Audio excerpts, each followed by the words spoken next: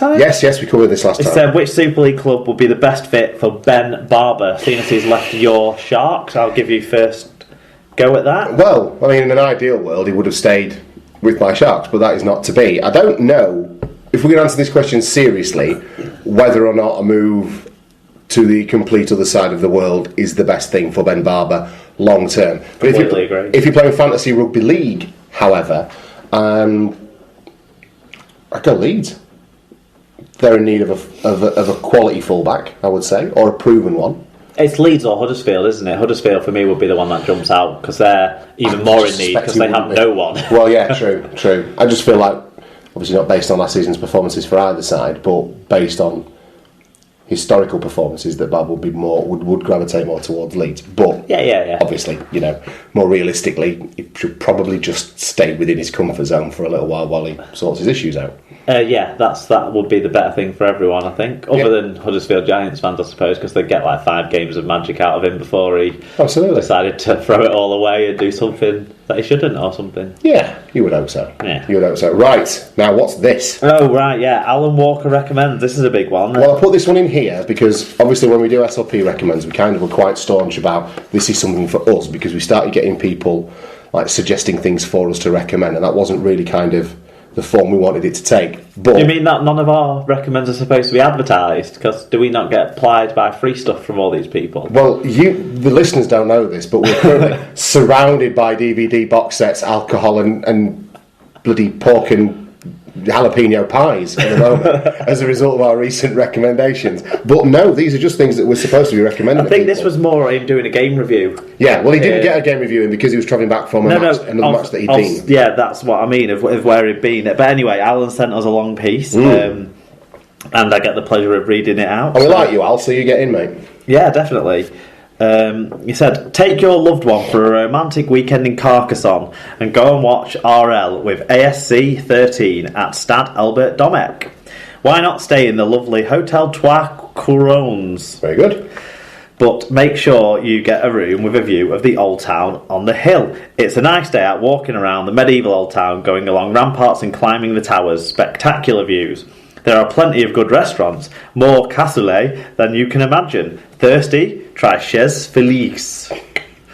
Best rugby league bar at the end. The X. Best rugby league bar in all Carcassonne. It's in Place Carnot, bang in the middle of the Bastide, downtown between the canal and the river. The stadium is not far from the centre. Amstel draft. You get a photo of yourself in the statue of the great Puig Albert. Check the pictures out on the ASC 13 website. I nearly did. Fantastic. ASC 13. No, you did. Fell out of that. You did very well. Fantastic, and thank you all for getting in touch. That's wonderful. That. Yeah, if anyone's heading down to Carcassonne. Do you know what? Let's make this a feature. Let's have your Rugby League postcards. That's a brilliant idea from listeners. Yeah, it's got to be somewhere weird. Not necessarily. Do you think, or can it just be like, come to Widnes? Well, come on, because sometimes it doesn't rain. Because people like Tim G are bound to have a great one about going to a light stream that'll encourage more than 4,500 to turn up next time the world's best team are in town. And it's a good way to plug your hometown as well. Yeah. Which Alan, I guess, is nominally, Southern French, sort of Spanishy, isn't he? Well, from Barcelona, lives in Barcelona, but you know what I mean. Exactly. So, yeah, fantastic. Yeah, Rugby League postcards. But it doesn't have to be where you are. It could be where you've travelled to as well. Yeah. But just do one. Whatever. Yeah. That's an amazing idea. Yeah. Oh. And we'll pick our favourite ones each week. Yeah, well done. Rugby League postcards. We're going to take a break from podcasting to jot that down. Rugby League postcards. See, Al, you've started it. Now we could have awards for the best Rugby League postcard of the year and call it the Alan Walker Award. But we'd give it to Alan, wouldn't we? We'll have to see. We'll have to see what we get in. Yeah. That's fabulous. Okay. See, an ever-evolving podcast. This is what you get for your money, kids. There you go. Right, that's the feedback and shout-outs taken care of. And a new feature invented. Let's take a look now at news from around the world of Rugby League.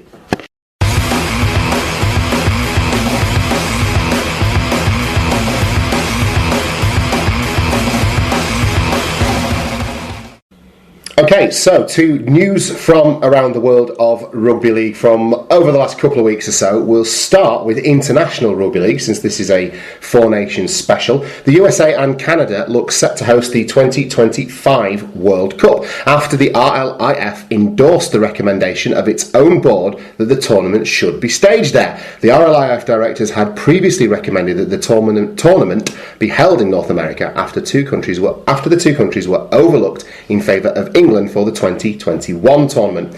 The decision was taken at the weekend at the RLIF annual meeting in Liverpool, where Nigel Wood and Australia's John Grant were re-elected as chairman and deputy chairman respectively of the governing body for the next 2 years. The award of the 2025 World Cup to North America is a historic moment for the global development of rugby league, Wood said.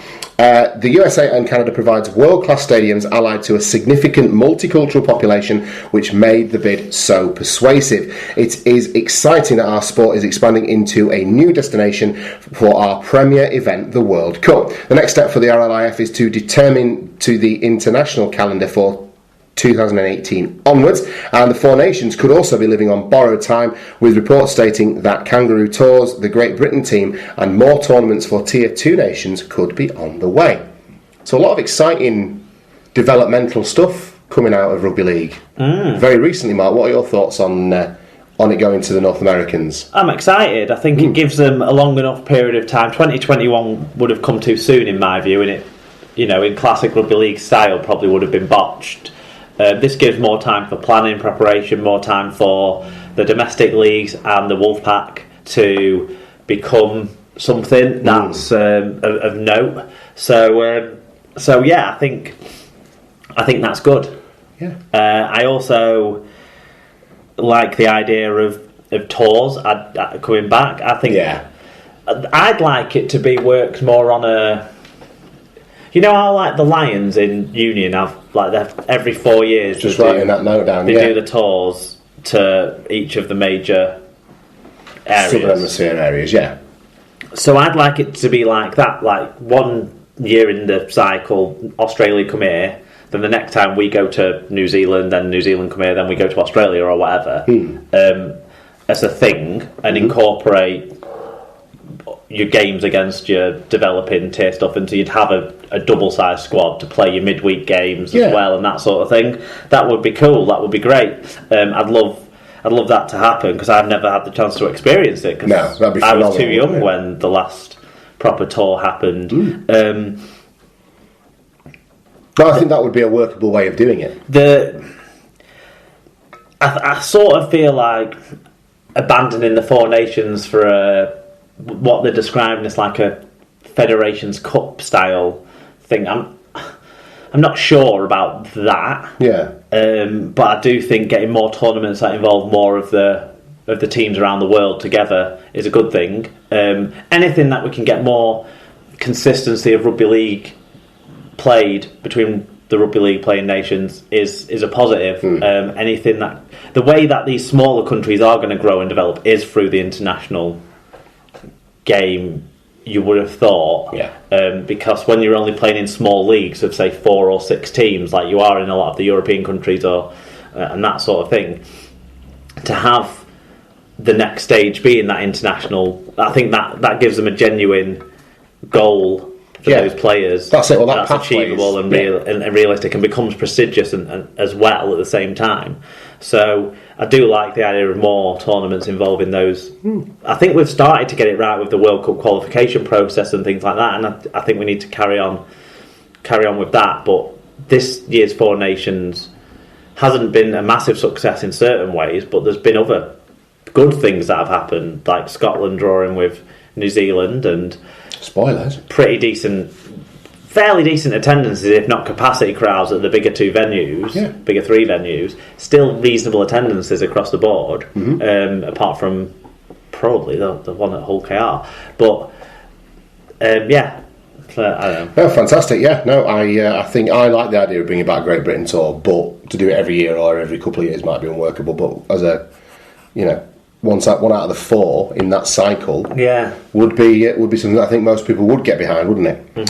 Right, so to Odsal then, where 6 different parties have expressed serious interest in buying the Bradford Bulls, according to the Championship Club's administrators. The 4-time Super League champions were placed in administration for the 3rd time last Monday. The club's membership of the RFL has also been terminated, and the club could face a points deduction or relegation for next season. Joint Administrator Gary Petit said, "We are excited by the interest shown." He added, "We consider that several of the parties appear to have sufficient resources and experience to take Bradford Bulls forward. A lot of hard work is going on behind the scenes to safeguard the Bulls' heritage and legacy." Bulls entered administration both in 2012 and in 2014 and finished 5th in the Championship last season. We're due to begin the 2017 season away at Hull KR on the 5th of February. Which is alarmingly only 3 or 4 months away. Less than 3 months away. Yeah. So this is for you to talk about, really, Tom. Take the floor. Well, I have no passion for it anymore, mate. To be honest, it's just another day at the office for a Bradford Bulls fan. It's another part of this 10 years of complete and utter mismanagement from the people who, as custodians of the club, while they may not have had any kind of legal responsibility to the fans, certainly had a moral responsibility to the fans and the employees of the club as its custodians. And we continue to be let down and, partially lied to, and it's just been run shabbily from one person to the next. So I'm losing all passion for it. I sincerely hope that the people that work at the club remain in employment and don't lose their jobs, particularly given the time of year that we're approaching. That would be horrific. And of course, for the players and the staff that, try their hardest. The big thing that grates with me really at the moment is that actually the club had been taking some measured positive steps forward, particularly in terms of youth development and bringing on the 16s and the 19s. Now, that all hangs in the balance. And as you know, being a fan of one of the bigger clubs, having a successful youth team and good, strong youth development is absolutely key to build something on and to get some foundations going.